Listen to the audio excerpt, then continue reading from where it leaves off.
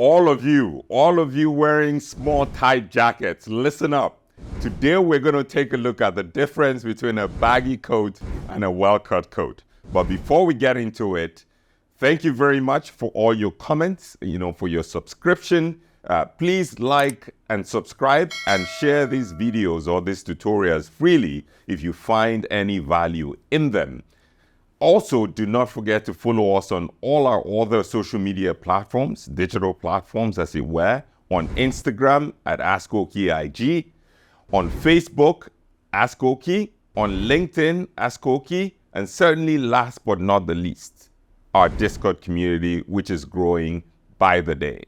Thank you. Now let's get into it.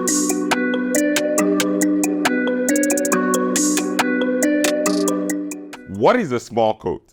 Well, I suppose one could say that is sort of a trite question.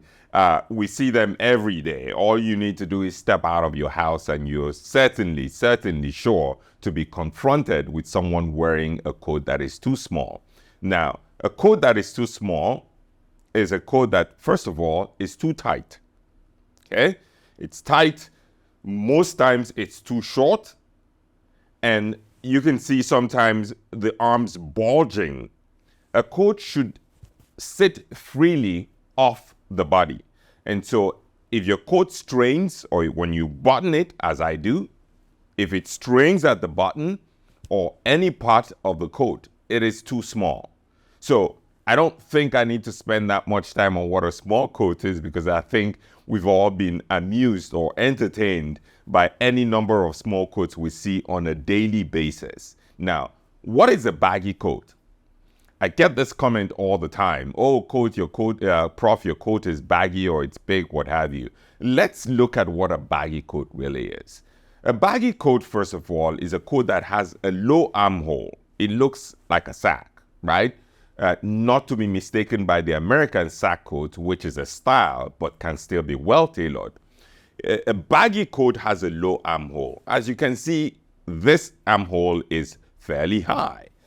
It's excessive in the shoulder. In other words, if a coat is too large or too baggy, that means it's probably being cut too large in the shoulders or larger than the wearer's shoulders. So the fit needs to be right on the shoulder. Most importantly, a baggy coat is not contoured. A coat could be cut full or draped, but shaped. Now, if you look at my coat, it's cut pretty full, and I'm wearing a waistcoat under it, by the way. So it takes up quite a bit of space under. But despite the waistcoat, you can still see when I button my coat, there is no strain. There's plenty of room in there. And you can see the contour very nicely. So with a baggy coat, you don't have a contour. It's just cloth that drops from an oversized shoulder and drops all the way down. Now, let's talk about how a coat should fit. If you'd allow me, I'll unbutton my coat for a moment because I'm wearing a double-breasted waistcoat as opposed to a single-breasted waistcoat today. Let's start at the shoulders. I'm not going to spend too much time here because we've done so many videos on fit, and you can go back to our YouTube archives and look at all the videos we've done on fit. But let's start from the top. Shoulders. The shoulder should be slightly extended, at least in our cut, in our drape cut. We extend the shoulders ever so slightly, maybe a ½ inch off of your natural shoulder bone on each side. And why do we do that? Now, look at me. Look at the way I'm standing. The sleeves should drape in a perpendicular line from the shoulder. If you observe my shoulders, the sleeves are draping in a very perpendicular, almost at 90 degrees. And the only way you can achieve that is by cutting the shoulder slightly off the shoulder bone. If you cut the shoulder right on the shoulder bone, it's going to form an arch right here. And if you have large arms, it's going to show a bulge on the arm, which we don't prefer. We like clean lines and we like linear lines. And so for our cut, we prefer to extend the shoulder ever so slightly, and that allows the sleeves to drape in a perpendicular line, starting from the top all the way to the wrist bone. So that's the shoulder.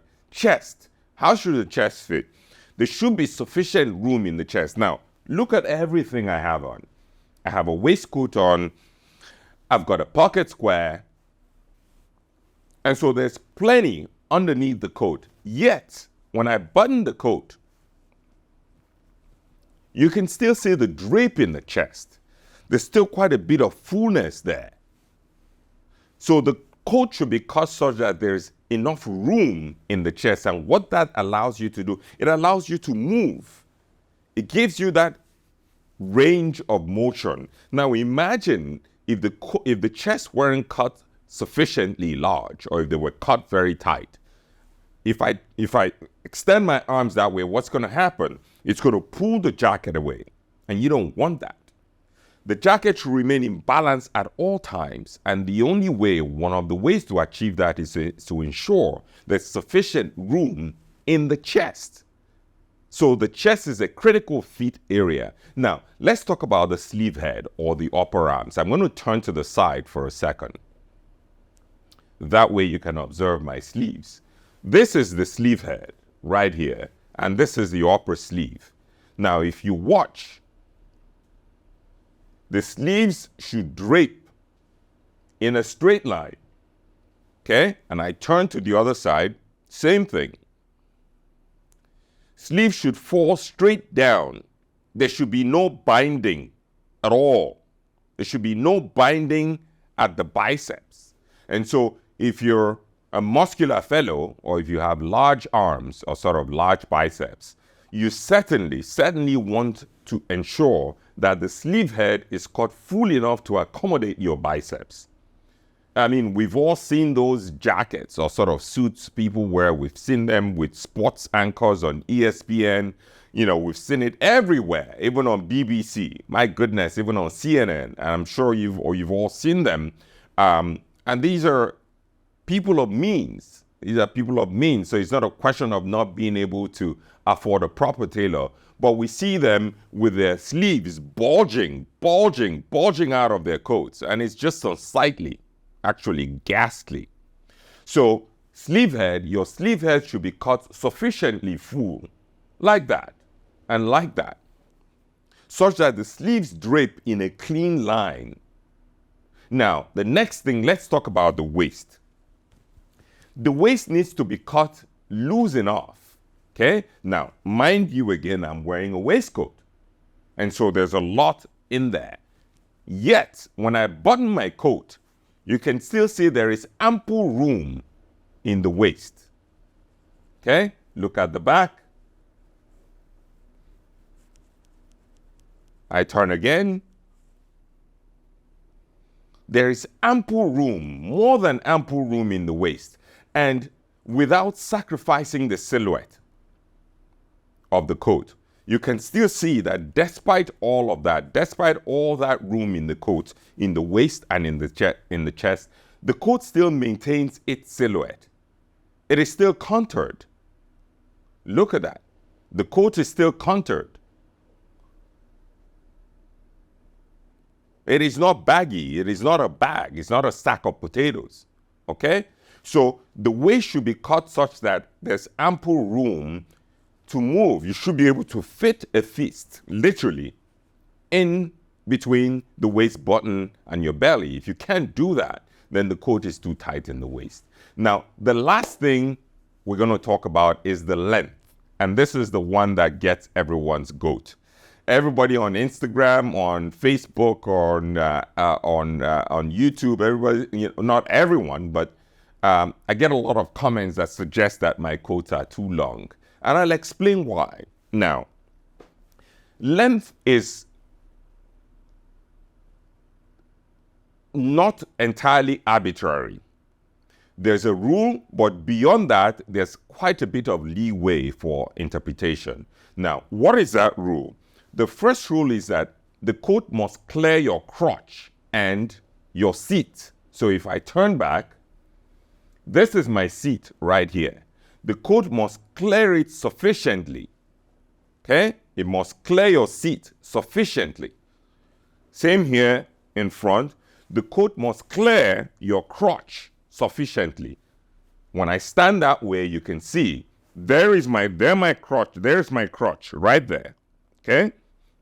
So the coat, regardless of your style or the style, whether it's a continental style, the drape or sack, whatever it is, okay? It is just decency. You don't want to show your crotch in public. That is just unsightly and that is just vulgar, very vulgar.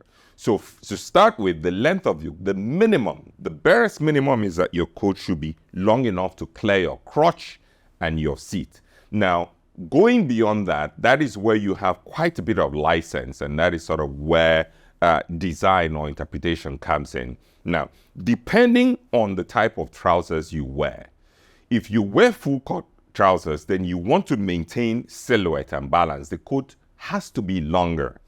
It has to be necessarily longer. Why, you might ask? Now, imagine my trousers are cut full, okay? And so that means they're cut full right here at the hips. The coat needs to be long enough to pick up the fullness right here in the hips. And that is why the coat is longer. Now, if my trousers were slimmer, say for instance, then you could get away with a shorter coat. Say for instance, in our office coat or in our office coat. Our office coat or the jacket of our office coat is about an inch shorter than this coat. This is our classic coat. This is our classic AskOkey coat. The jacket of the office coat is about an inch shorter than this, and the trousers are correspondingly slightly narrower than our classic trousers, which I have on today. But if you're going to wear classic full coat trousers, for Christ's sake, the coats needs to be sufficiently long. This is non-negotiable. Otherwise, what happens when you wear a short coat and a full coat trouser is that it looks like two figures. It looks like the coat hanging on top of the trousers. There is no harmony. There is no continuity or continuum.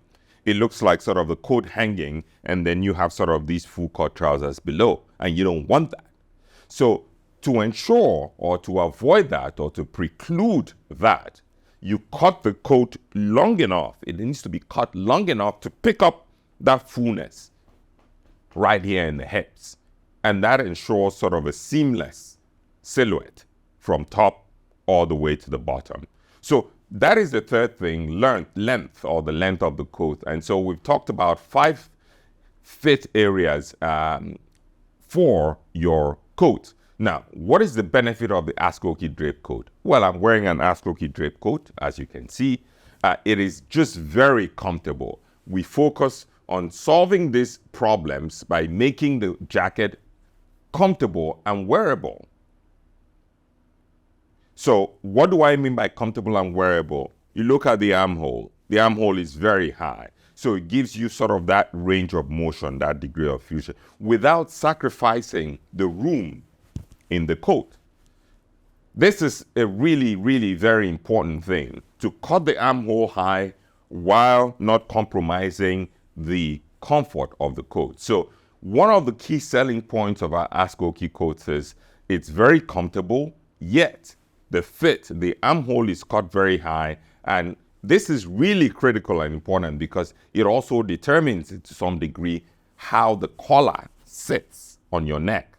And certainly, one thing, you don't want your collar falling off your neck when you're wearing your coat. So if your armholes are too low, the collar is going to keep moving. So the way our coats are cut, we focus on the key hinge or anchor point, the armhole and the collar. And the rest of it, we allow sufficient room to shape the coat and to provide you, more importantly, comfort, so that this garment can be worn fairly easily or sort of fairly practically through the day. So let's summarize what we've learned. We've learned what a short or small coat is.